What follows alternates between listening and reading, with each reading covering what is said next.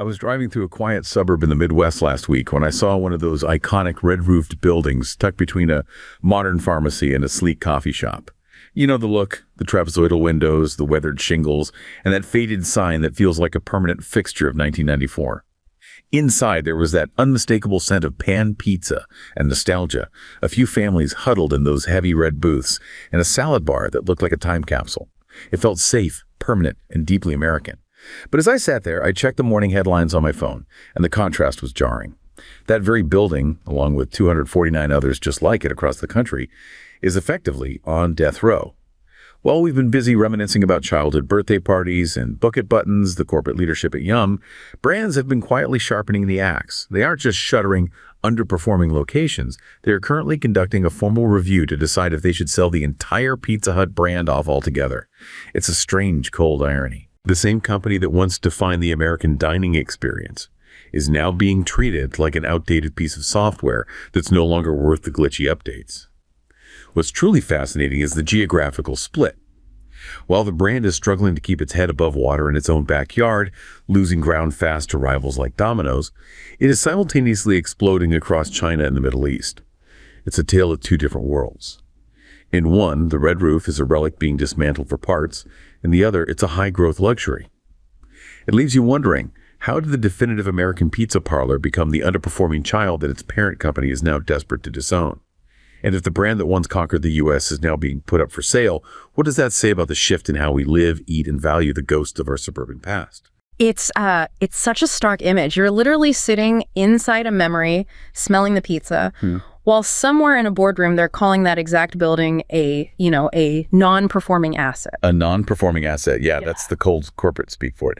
You called it brand schizophrenia before we started, and I think that's the perfect term for it. Because how can a brand be both a failure and a wild success at the exact same time? It's like it has a split personality depending on which continent it's on. Exactly. And that word, underperforming, it's so sterile. It hides the reality of what's happening on the ground. I mean, the real tangible decay. It does. And you can't understand the spreadsheets until you understand the story of the people inside those buildings.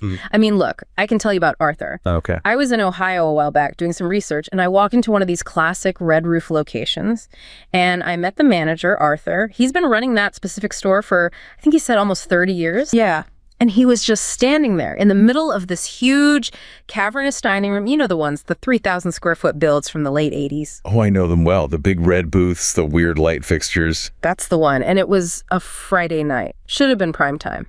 But the place was, it was a ghost town. The silence was so heavy you could actually hear the low hum of the refrigerators from the kitchen. It was. And the smell wasn't pizza. It was, that faint smell of floor wax, that institutional cleaner scent you get when a place isn't turning over customers. That was the dominant smell. A clean, empty restaurant, which is somehow worse than a dirty, busy one. Way worse. And Arthur, he was just staring out that big trapezoidal window, and directly across the 4-lane road, there's this little tiny competitor, just a storefront, no dining room at all. Yes, Domino's. And Arthur was just watching, and I watched with him. And like clockwork, every 2 or 3 minutes, another little car with a glowing sign on the roof would just zip out of their parking lot. Whoosh, whoosh. He was watching his business drive away in real time. Literally. He turned to me and he said, and this just killed me, he said his heating bill for that month was probably going to eat up any profit he made from the few dine-in customers he had. He's just paying to heat empty space. He's shackled to it. That legacy footprint is a ball and chain. He's trying to sell a product that people want delivered from, what you said, a shed. And he's stuck maintaining a mansion to do it. But here's the part that really, breaks your brain. If you took Arthur, put him on a plane, flew him 14 hours to Shanghai, and had him walk into a Pizza Hut, you wouldn't even recognize the business he spent his life in. You'd think he was in the wrong restaurant, like maybe a fancy Italian place or something. Or a high-end steakhouse. It is that different. The whole story changes. We see it as a budget option, a step up from, frozen pizza. But in China, it's a completely different market position. Yeah, because that's the core of this whole thing. How did they pull that off? Well, they got there first, which helped. But more importantly, they didn't sell pizza. They sold the idea of Western dining. They positioned themselves as the pizza expert. Pizza expert sounds like a marketing slogan. I mean, does that actually mean something to people, or is it just words on a sign? No, it means everything, because they built the entire business to back it up. Look at the numbers. The Chinese pizza market in 2024 hit 48 billion yuan. Dollars? That's about 6.7 billion US dollars. And it's growing at over 15% a year. You don't get that kind of explosive growth by being the cheap option. You get it by being an aspirational one. They call it casual luxury. Okay, stop. Casual luxury and Pizza Hut are two phrases that just do not compute together in my American brain. How do you take a brand known for all-you-can-eat buffets and stuffed crust and make it luxury? You do it by fundamentally changing the product. This is way beyond just, putting different toppings on. It's about a complete re-engineering of the menu and the supply chain. So it's not just pepperoni and mushrooms over there. They have that, sure. But that's not what's driving the growth. The star of the show is the Beijing roast duck pizza. But think about what that means operationally. To do that right, at scale, across thousands of stores, you can't just use some frozen pre-cooked duck. You need a supply chain that can source high-quality duck, handle the specific roasting process that keeps the skin crispy under a layer of cheese, and then get that product cold-chained to 3,000 locations consistently. That's a culinary problem, not a fast food logistics problem. It's a massive culinary problem. And they didn't just do it once. They have a Longjing shrimp pizza. Longjing is dragon well tea. It's a very specific, premium, slightly grassy flavor from Hangzhou. They're fusing high-end Chinese gastronomy with a Western food format. So they're respecting the local palate, but elevating it. Elevating is the key word. They use Norwegian red trout. They import German sausages. I mean, these are ingredients you'd expect to see in a nice bistro, not a place with a red roof. So the customer walking in isn't thinking, is this cheaper than the pizza place down the street? They're thinking, is this a better experience than that other sit-down restaurant? Exactly. The competitive set is completely different. They're not in a price war. They're in a quality war. And now they're winning over the younger demographics, the post-90s, post-aughts kids, by shifting again, this time, to health and quality. Health. At Pizza Hut, that seems like an even harder sell. Fascinating. In mid-2025, they launched a brand new dough for their 10-inch thin crust pizzas. And the key marketing point was that it uses a 24-hour slow fermentation process. Okay, you sound like a San Francisco sourdough baker now. Why does a global chain care about how long its dough ferments? Because the consumer there cares. Slow fermentation does a few things. Chemically, it develops more complex flavors. It also makes the crust lighter, more digestible. But what it really does is it signals something. It signals artisanal, craft. We're not fast food. We are bakers who happen to make pizza. And think about the operational challenge there. A 24-hour proofing cycle means you need more space, you need precise temperature controls. It's a logistical headache. Meanwhile, Arthur in Ohio is just trying to get his frozen dough discs to thaw correctly. A completely different operational DNA. And that DNA extends to the tech.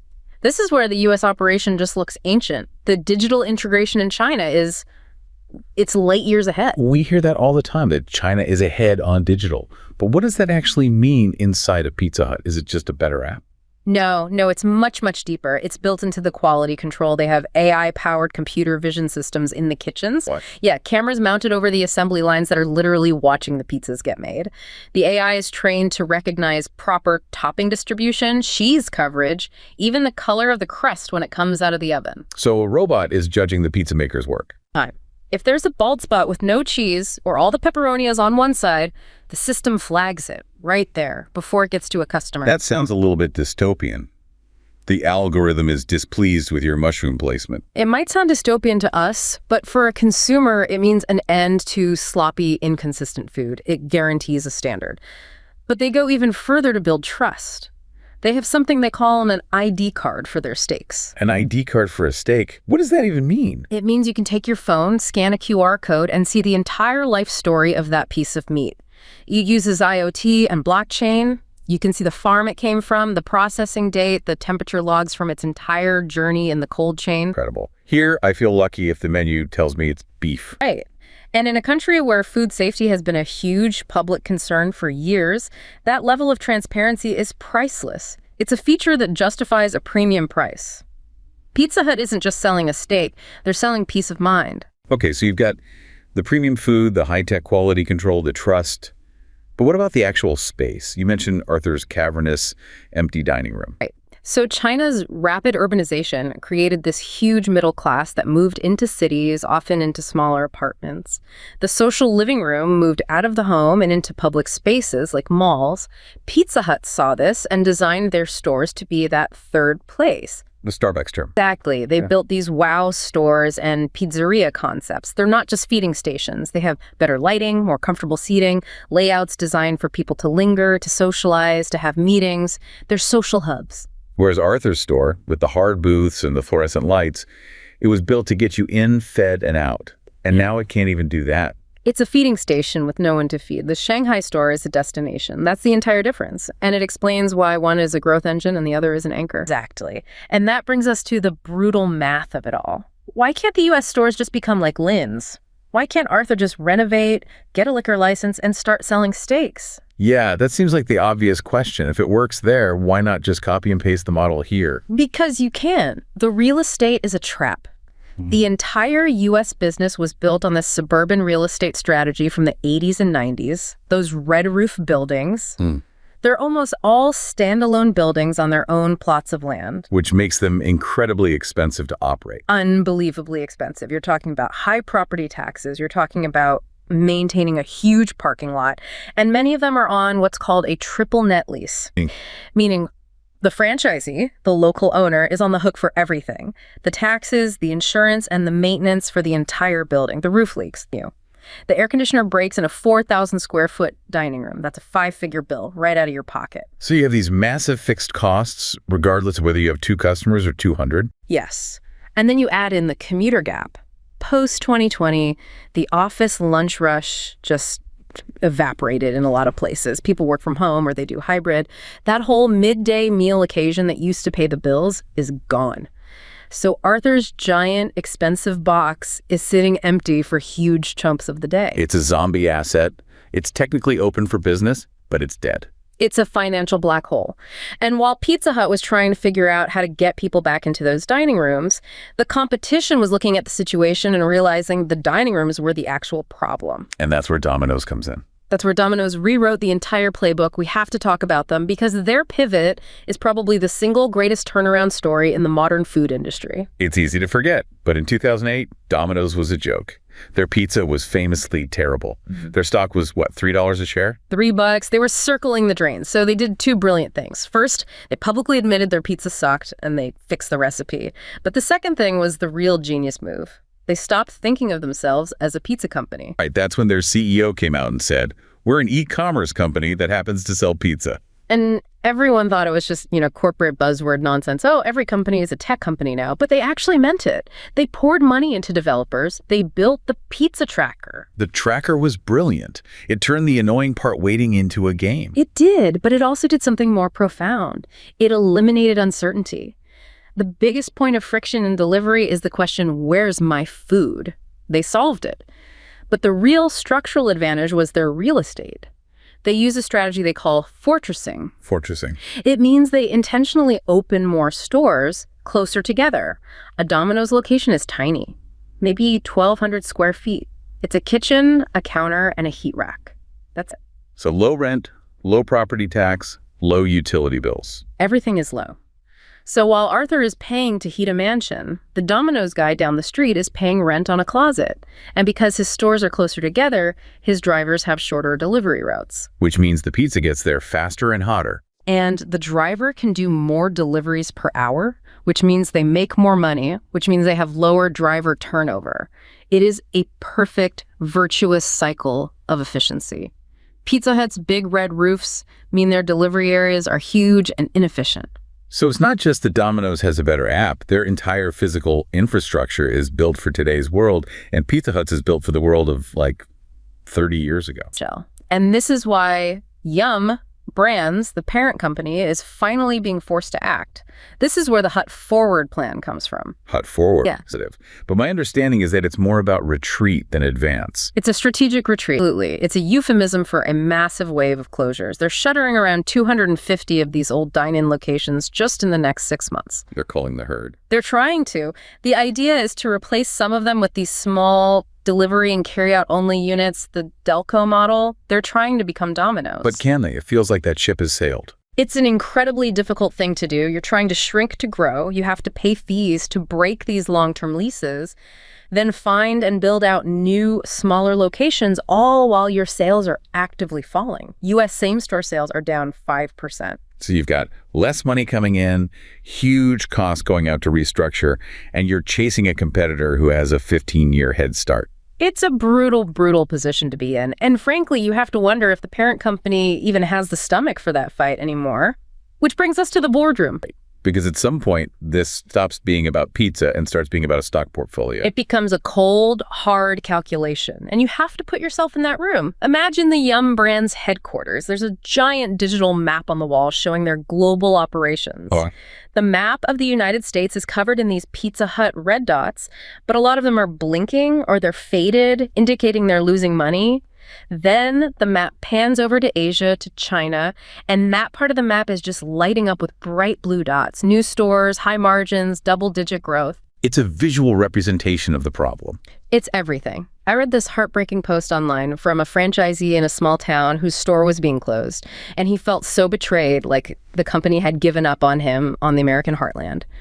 But in that boardroom, looking at that map, there's no emotion. It's just capital allocation. They have $1 to invest. And the question is, do I give this dollar to Arthur in Ohio to fix his 30-year-old roof, or do I give it to the team in Shanghai to open 3 brand new high-margin stores that will be profitable from day one? When you frame it like that, It's not a choice. The nostalgia is a liability.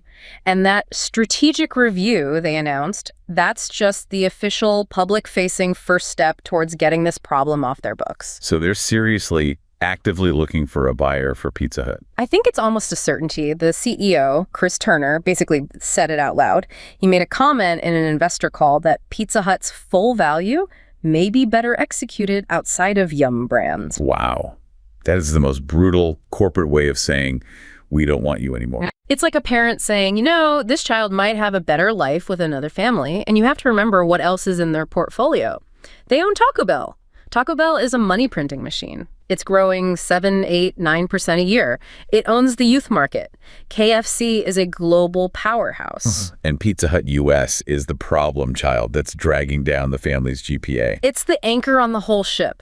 If they divest, if they sell off Pizza Hut, their overall corporate growth rate instantly jumps. Their profit margins look bigger.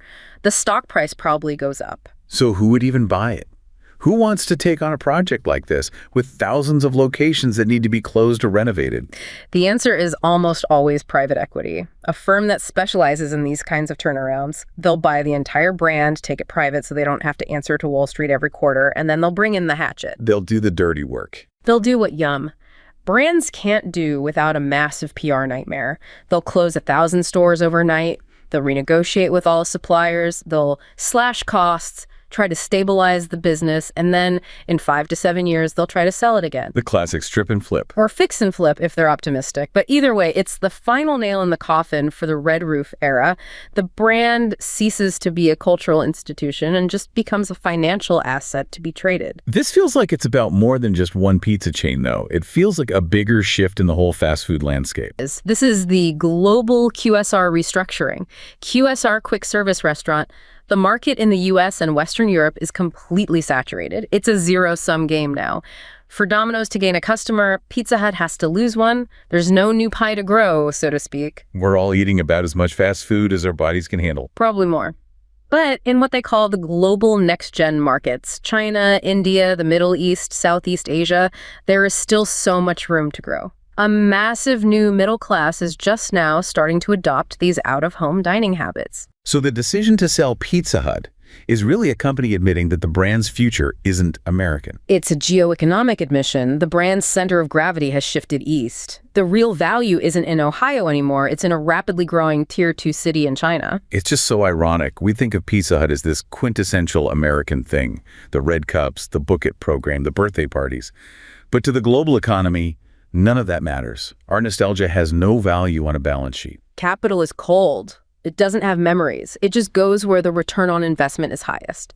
And right now, the highest return is not in renovating a suburban restaurant in Cleveland. It's in opening a palace of casual luxury in Shanghai. So this Red Roof reckoning, as we've been calling it, It's not really about the quality of the pizza, is it? It's about the life cycle of a business empire. An empire rises, it expands, it dominates, and then it fractures. Pizza Hut won. It conquered America. But in conquering the rest of the world, it had to mutate to survive. And the species that evolved to thrive in China, this tech-savvy, luxury-focused operation, is now so different from the original that they can't even coexist. And we're just watching them prune the original dying branch to save the rest of the tree. It's pure business Darwinism, survival of the fittest. And in the 21st century, the fittest version of Pizza Hut is the one in Asia. The American version is becoming a fossil. It really makes you think about what we consider ours. We think of Pizza Hut as this deeply American institution, a fixture of our own childhoods. But in the eyes of the global economy, that red roof isn't a monument to our nostalgia. It's just a depreciating asset that's standing in the way of the next quarterly earnings report. The pizza parlor hasn't died. It just moved to a place that treats it like a palace. A palace that serves Beijing duck pizza and has robots checking the cheese. It's a whole new world.